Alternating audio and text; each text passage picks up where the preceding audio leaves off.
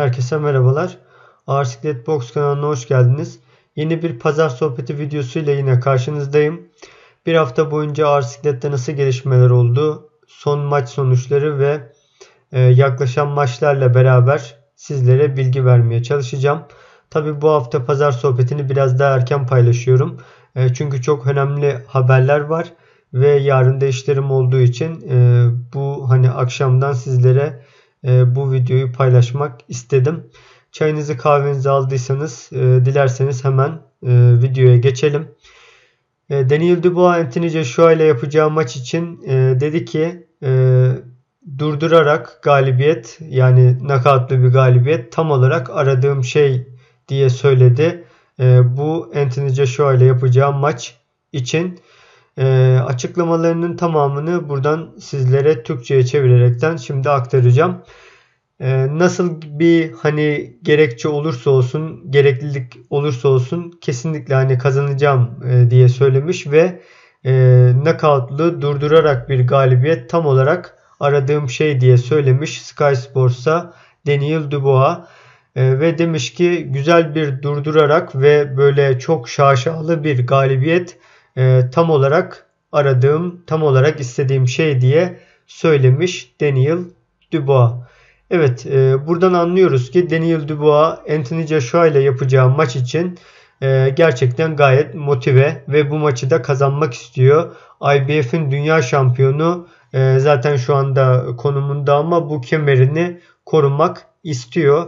Anthony Joshua'ya karşı zaten o masa etrafında aralarındaki gerginliği hatırlayacaksınız işte. Bunlar da kesinlikle bu maçın hype'ını artırmak için değildi. Birbirlerine gerçekten bayağı bir böyle sinirleniyorlar. Bunu net bir şekilde gözlerinden anlamıştık zaten.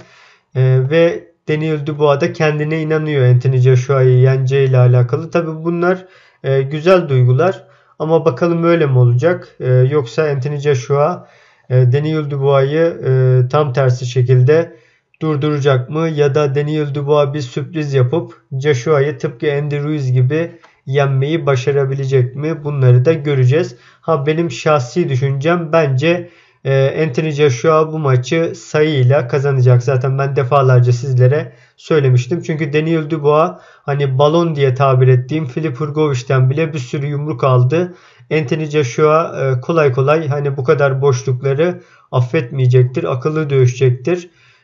Tıpkı Klitschko tarzı dövüşerekten karşılaşmayı uzaktan dövüşerekten zaman zaman da sarılaraktan rahat bir şekilde kazanacaktır diye düşünüyorum. Ama tabii ki Daniel Dubois'ın kendine inanması gayet güzel bir durum. Her boksörün de böyle olması gerekiyor diye söyleyebilirim. Şimdi daha da önemli bir habere geçiyoruz. Oleksandr Usyk Anthony Joshua ile beraber 3. maçı yapmak için bir kapı açtı. Tam olarak haberin detayı bu şekilde. Şimdi Oleksandr Usyk'in bu şeyle alakalı, 3. maçla alakalı şartları neler söylemiş, hemen onları sizlere aktarayım.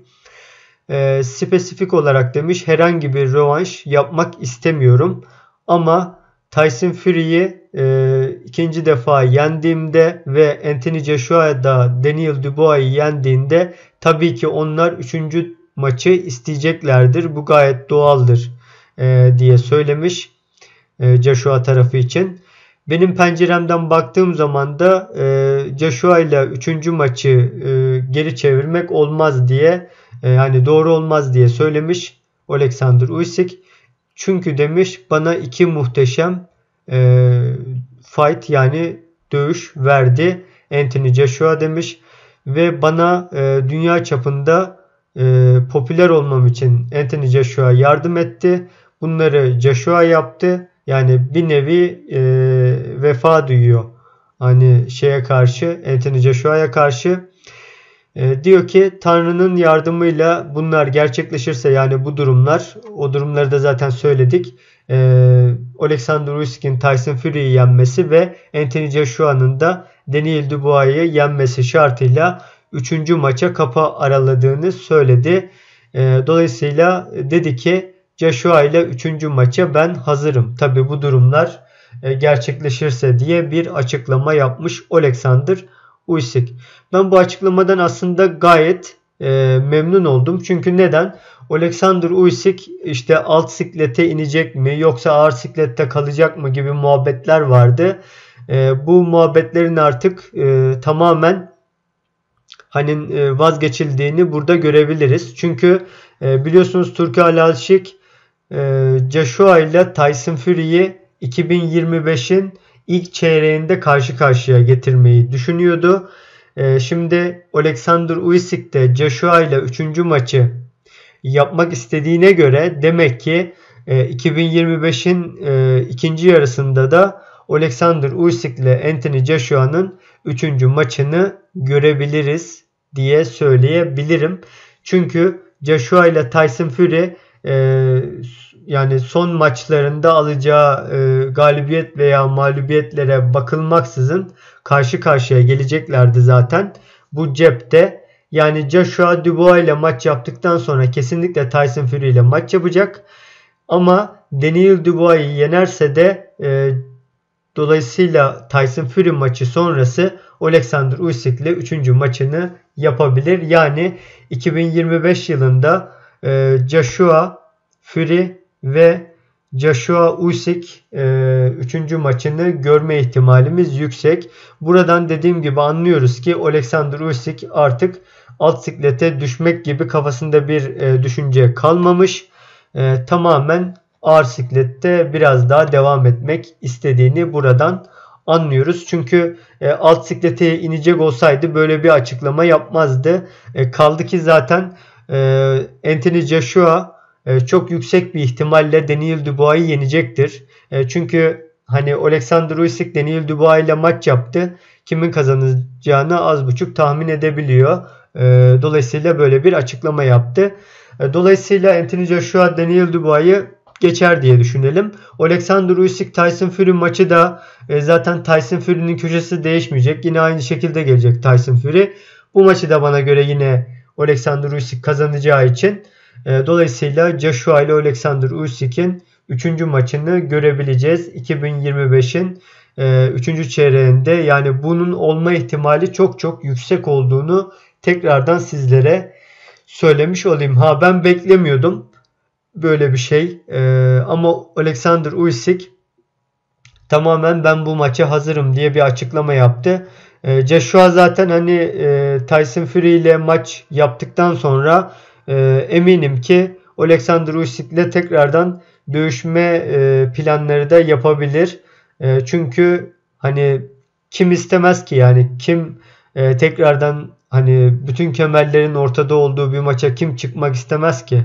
Dolayısıyla Joshua bunu kesinlikle geri çevirmeyecektir. Normal şartlarda bu maç yapılıyor olsaydı, daha doğrusu Oleksandr Usyk böyle bir açıklama yapmamış olsaydı ben derdim ki Joshua kesinlikle Oleksandr Usyk'le bir daha ringe çıkmaz derdim, ama Oleksandr Usyk tarafından böyle bir açıklama yapıldığına göre bu maça demek ki Joshua tarafının da ilgi duyduğunu anlayabiliyorum buradan.